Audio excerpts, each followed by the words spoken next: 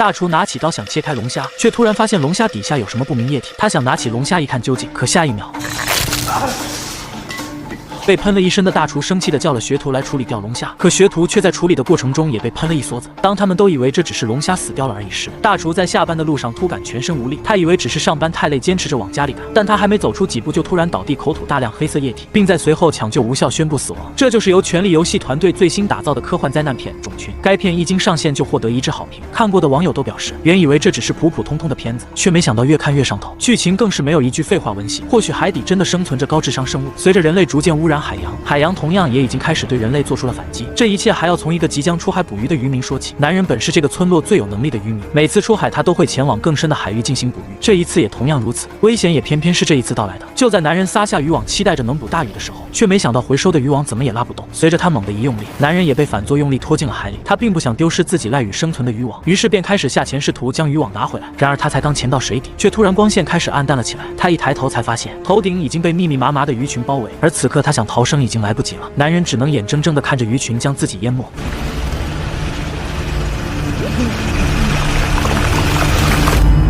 而后，在海边的一处观测站内，一名叫查理的生物学家突然收到潜航器故障的信息。为了重要的观测数据，查理赶忙前往信标所在地拿回了观测器。在技术人员的检查下，才发现是漏水造成的电路板损坏。重新安装上新的电路板后，查理又和助手兼男友前往目标水域重新投放。可他们才刚放下潜航器，男友突然发现水面上漂浮着冒白烟的白色块状物。查理不慌不忙的就将这个物体捞了上来，然后用打火机一点就轻松点着了。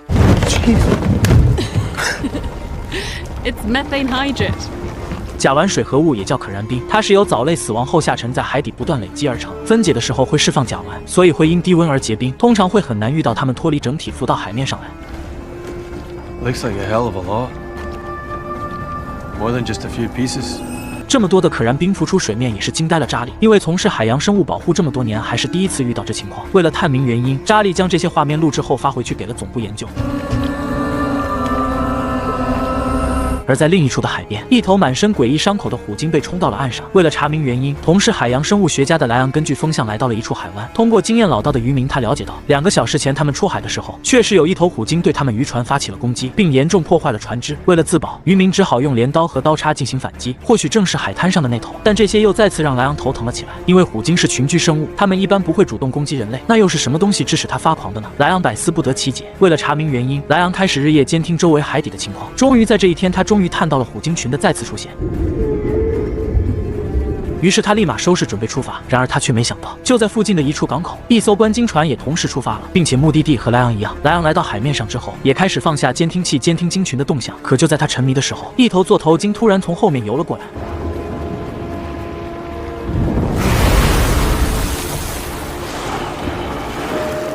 座头鲸在莱昂的船边停留，盯了他好一会，接着又不动声色地离开了。本就不是为座头鲸而来的莱昂，并没有管那么多，他继续注意着虎鲸的动向。可也就在他拿起望远镜观察的时候，他突然发现了观鲸船的身影就在鲸群前进的路线上。见状不妙，他立刻驱船前往提醒。这时座头鲸已经开始在观鲸船周围开始表演了起来，然而船上的乘客却全然不知危险已经逼近。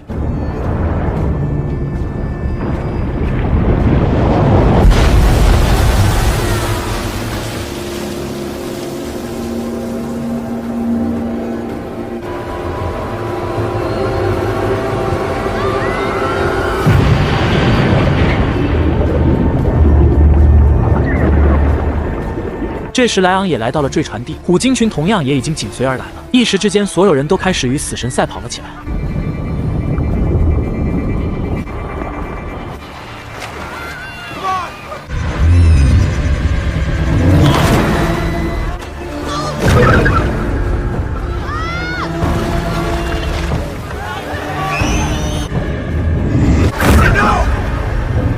最终莱昂还是没能救回所有人，即使海洋发生这么多的异变，渔民却丝毫不以为然，他们仍然捕着他们的渔获。水底的一只龙虾就被他们捕走，并被酒店采购买了回去。接下来也就发生了开头的那一幕。对于大厨的死亡，医院却查不出任何原因，甚至他口吐的黑色液体也不知道那是何物。一名叫斯嘉丽的女医生为了探明真相，于是就找到了该酒店的厨师。经厨师介绍，她也知道了事情的来龙去脉。知道这些后，斯嘉丽又马不停蹄前往寻找那名也被喷了不知名液体的学徒工。可现在学徒工家里却空无一人。经过斯嘉丽的寻找，她最终在卧室找到了他。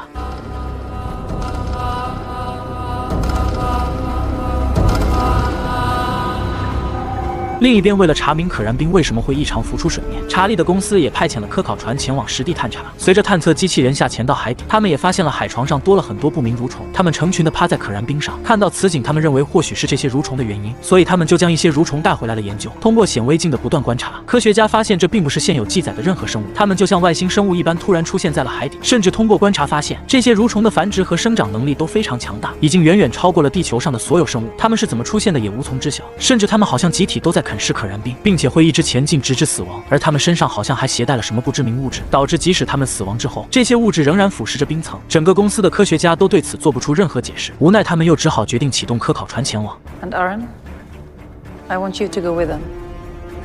Happy to. 但这次他们不再是只在表面观察，而是直接打算赶在蠕虫之前钻破冰层，看看底下到底有什么。可随着钻井的不断进行，他们突然听到了什么异样的声音，紧接着科考船就开始抖动了起来。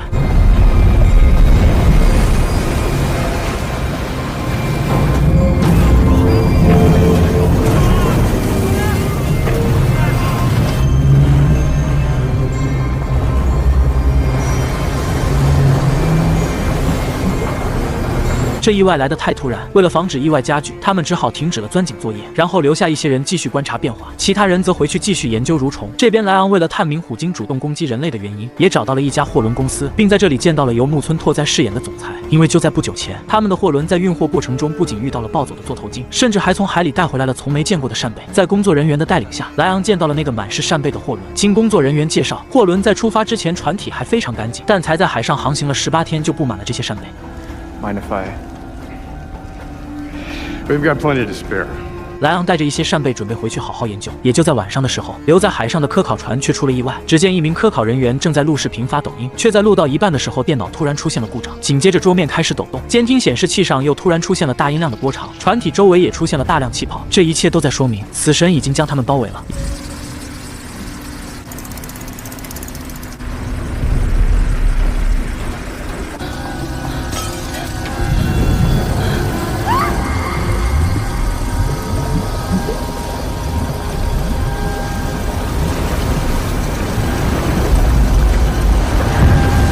也就在科考船出事的第2天一早，一对情侣正在桥上嬉戏打闹，他们在打闹中也失手将一本书掉到了水底。可万万没想到的是，随着书本浮出水面的却是大量的水母，并且数量多到直接遍布了整个港口。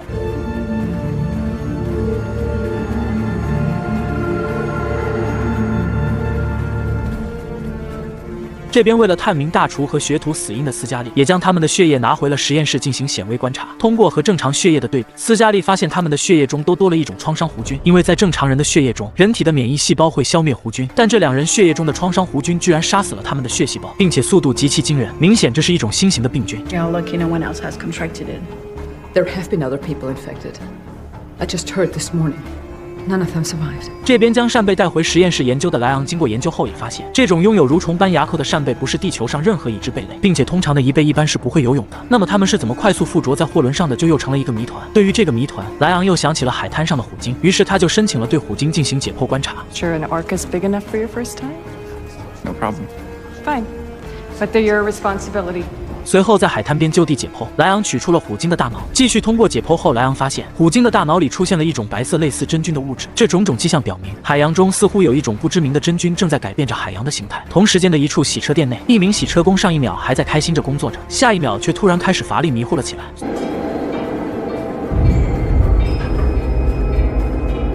随后，这个男人被紧急送进了医院，跟大厨一模一样的症状，并且这种病状到目前为止已经是第12起了。收到这个消息的斯嘉丽似乎想起了什么。 The garbage disposal. 是的，垃圾处理机。因为那龙虾被学徒工打碎丢进了排污系统，所以很可能这个创伤弧菌已经跟随着水源进入了自来水系统。可他话才刚说完，医院里面顿时就又多了大量的病患。 这时候知道了虎鲸主动攻击人类的原因后，莱昂又开始在地图上研究起了所有被攻击的地点。只见他在地图上用炭笔轻轻这么一划，就知道了虎鲸的攻击规律。Should have seen it before. This is the migration route. All the attacks are happening along it.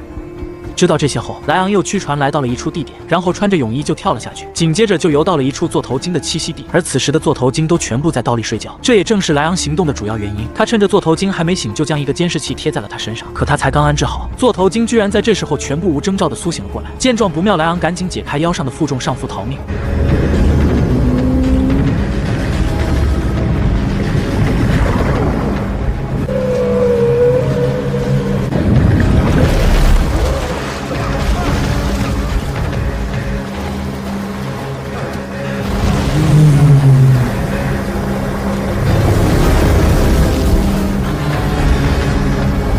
他们成功逃出了座头鲸所在的海域。随后通过一连几天的等待，莱昂终于收到了监视器发回来的信号，于是他立马驱船前往带回了浮在海面上的监视器。回到实验室后，他们又立刻对拍摄的视频进行观察。在视频中，座头鲸一路向前游行，并且一切都非常顺利。但当他们来到一处水域的时候，却突然开始集体下潜。Do they usually dive this deep?